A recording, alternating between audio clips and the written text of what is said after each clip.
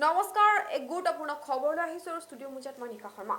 অসম গৌৰীয়া পৰিষদৰ সভাপতি ৰহম চালিৰ বিৰূপ মন্তব্য মুছলমানৰ ভৱিষ্যত প্ৰজন্মই ডকাইত হৈ হলেও জীৱিকা ল'ব লাগিব বুলি কৰা বিৰূপ মন্তব্যক লৈ এতিয়া জাঙুৰ খাই উঠিছে সচেতন মহল আৰু এই মুহূৰ্তত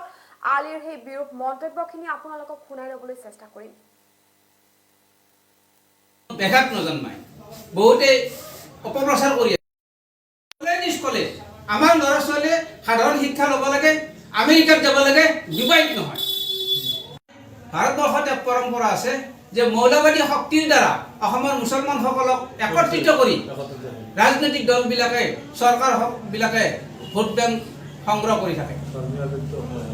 এই ধৰ্মৰ ঊৰ্ধত এটা সিদ্ধান্ত হৈছিল এইটোৰ পৰা আমাৰ ইছলামিক ৰীতি নীতি ইছলামিক ভাৱধাৰাত কোনো ব্যাঘাত নজন্মায় বহুতে অপপ্ৰচাৰ কৰি আছে যে এই ৰাজ্য চৰকাৰে মুছলমান ইছলাম ধৰ্মৰ ওপৰত আঘাত হানিছে নহয় ইছলাম ধৰ্ম অবজাৰ্ভ কৰিবৰ কাৰণে ইছলাম ধৰ্ম পালন কৰিবৰ কাৰণে চৰকাৰে কিবা নিষেধাজ্ঞা আৰোপ কৰিছে নেকি অসমৰ যি মাদ্ৰাছা বিলুপ্তিকৰণৰ চৰকাৰৰ যিটো প্ৰক্ৰিয়া সিদ্ধান্ত বা বিধেয়ক এইখনক আমি পূৰ্ণ কাৰণ আমাৰ মুছলমানৰ ভৱিষ্যত প্ৰজন্মই ডকাইত হ'লেও হ'ব লাগিব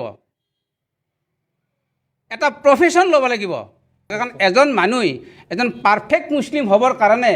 গোটেই জীৱনজোৰা মাদ্ৰাছা পঢ়ি সময়টো নষ্ট কৰিব নালাগে নহয়